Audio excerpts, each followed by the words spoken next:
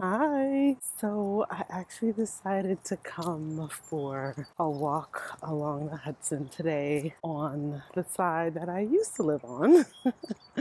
So yeah, it feels like a little bit of a hey old friend moment. This was actually my morning commute to work. I would walk along the river to get the train into the city. And I always felt like this is such a gift, right? Just to be able to walk in nature and along the water every morning and every evening. It was just a beautiful way to, just to be with my own thoughts and feelings, but also to just process the day. And I am so blessed to be close enough that I could get back over here. Hi, my name is Kalima Fergus Ayele. I am the CEO and founder of Round Trip Ticket Home. I am an international school leader. I'm sharing with you my journey as I prepare to leave New York, which is my home state, and move to the other side of the Atlantic to Morocco, where I'll be working as a school leader at an American school in Morocco. And as you can imagine, there's a lot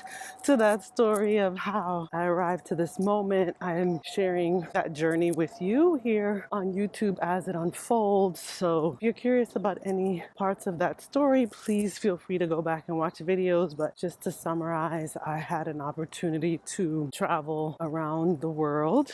It's called a Round the World Ticket.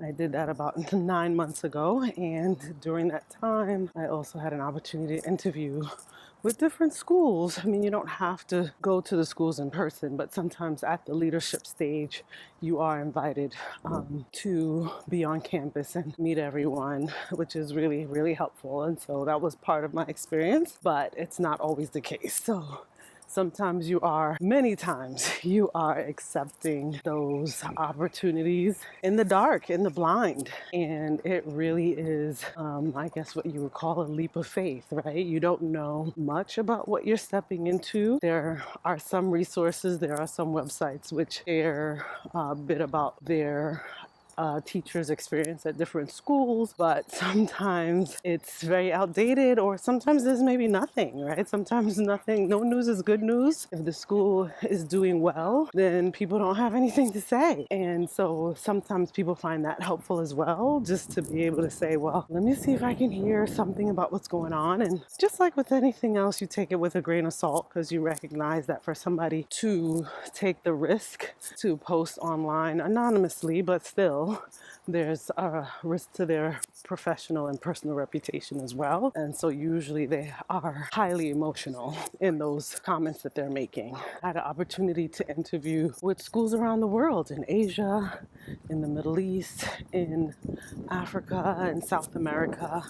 I've worked in other countries before, and so this has been part of my career trajectory. But you're constantly learning. You're constantly learning about different schools and different school cultures within the context of different countries. And so it's not for everybody, of course, but it's a wonderful opportunity to travel and see the world. But you're working, right? Like, you're not on vacation. And so a lot of the tools that I talk about have much to do with what that looks like. How do you design the systems and structures that are necessary to navigate leadership in transitional moments, but also just in environments which are very different. As you can see, I'm also a Black woman, which brings its own challenges when it comes to power and identity. And so for me, it's particularly important that I am part of these conversations around how are we designing leadership culture in schools. Because the default is not to have someone in leadership who looks like me. As you can imagine, there are many challenges that come up when people's internal narrative don't match the external reality.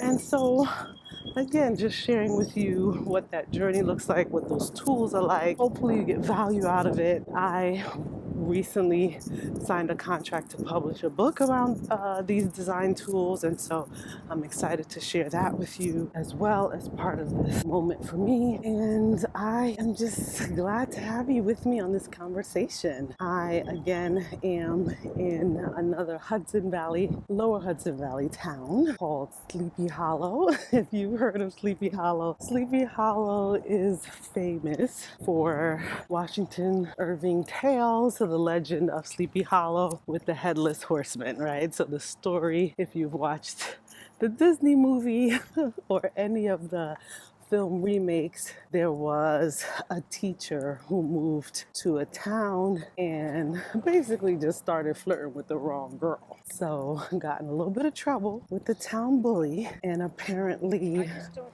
it sounds like the legend, according to these myths, is that he got his head chopped off. So he rides around headless. But anyway, there's a lot of spooky stories in this town. A lot of energy around Halloween, which is not my favorite holiday, but honestly, I got used to it. I just be getting on the train and be like, why is the train so crowded today? Oh, it's October.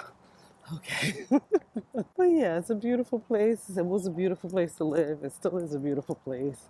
And so again, I just encourage folks to get out of your comfort zone sometimes, you know. I mean, I'm a city girl and grew up, born and raised in Brooklyn, New York. And when I moved up here, it was definitely a different pace, but I liked it. And it was what I needed at the time. So great. Anyway, I'll end here. It was great hopping on here with you. Again, that is the Mario Cuomo Bridge. Every night they light it up a different color. Really beautiful. They also did some really nice fireworks, and now the town I live in is exactly across the river, so just on the other side. All right, take care. I'll see you next time. Bye.